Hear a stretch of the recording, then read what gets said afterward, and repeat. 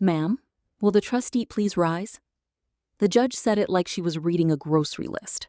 Calm, ordinary, like it wasn't about to end a year of my life. I stood up. Vanessa turned around first, then her lawyer, then half the gallery. Nobody in that room expected it to be me. I didn't smile. I didn't gloat. I just stood there, the same way I'd stood up from 100 family dinners to clear plates nobody thanked me for. By the end of that year, Vanessa had called me the help in front of guests 11 times. I know, because I counted. To understand why I let her, you have to go back to a Thursday in October, in a kitchen in Ohio, with the oven on and flour on my hands. My name is Lily Harper. Until that April morning in court, everyone in my son's new life believed I was exactly what I looked like, a quiet older woman who came early, cooked, and stayed out of the way. I let them believe it. Daniel had just remarried. I didn't want his wife's first big family night turning into a moment about me.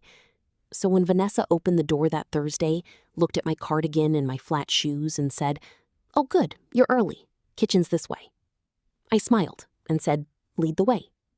I didn't correct her. Not that night, not for a long time after. Some part of me was curious. I wanted to see who this woman really was when she thought no one who mattered was watching.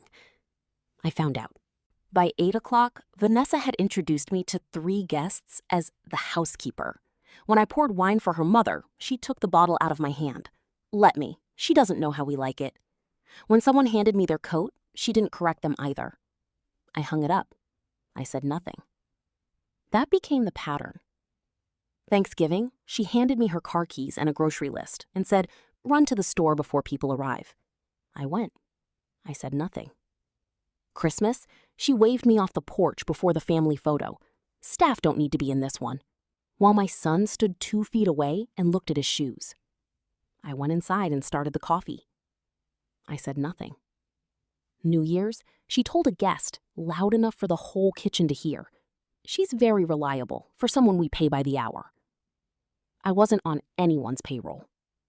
I said nothing. 3 strikes, 3 rooms. 3 times my own son looked away instead of correcting her. Here's what nobody in that family knew. I wasn't staying quiet because I was weak. I was staying quiet because I already knew something Vanessa didn't. But she was about to find out, in the worst possible room, in front of everyone. After my husband Robert died, our house and a small rental property went into a trust. I administer that trust. I have for 3 years. It was never a secret, it just was never anyone's business, because nobody had ever thought to ask the housekeeper who actually owned the house. Vanessa assumed it was informally Daniel's inheritance, sitting there, waiting to be simplified. I heard her say it on the phone, low in the hallway. "Once we simplify the estate, it'll just make things cleaner." I didn't ask what she meant. I already knew. I knew it the way you know a storm is coming before the sky actually changes color. Some quiet certainty sitting under everything else. By February, she stopped being subtle. She caught me alone in the kitchen and said it straight to my face. Arrangements are being made. People who aren't really family shouldn't get a say in family property. Sit with that for a second.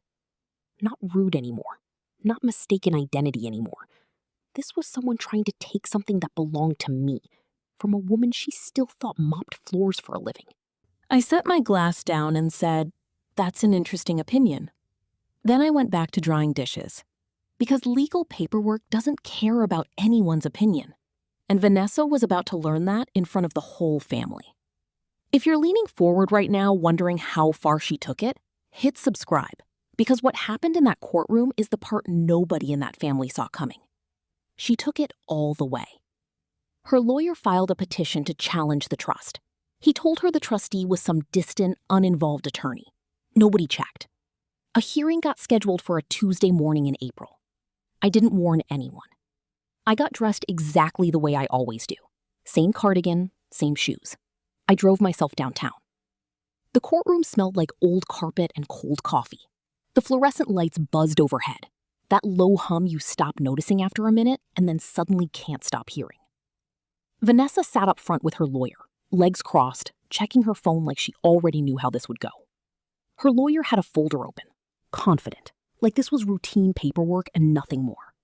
Daniel sat a few rows back, glancing at the door every couple of minutes, the way he always does when something uncomfortable is coming and he'd rather not be the one to say it out loud. I sat near the back, unnoticed, exactly where I'd been standing at the edge of every family photo for a year. Did anyone in that room know my name? Not really. Not yet.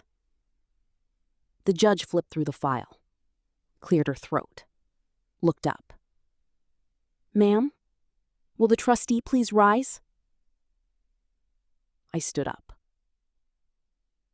The room went quiet in that specific way rooms go quiet when something doesn't match what everyone assumed was true. Vanessa turned around. I didn't glare. I didn't smile in triumph.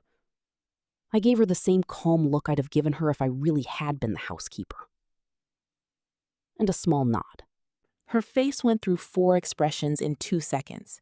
Confusion, recognition, something close to horror, watching a year of small cruelties rearrange themselves in real time. The petition was dismissed in 20 minutes. 20 minutes to undo a year of the help. 20 minutes to end an entire scheme built on an assumption nobody bothered to check. The trust stood exactly as it always had, because it had never belonged to anyone but me. Afterward, in the hallway, Daniel caught up with me by the elevators. "Mom, why didn't you ever say anything?" "You never asked." That was the whole truth of it. Vanessa didn't get a redemption scene, and I didn't need her to have one.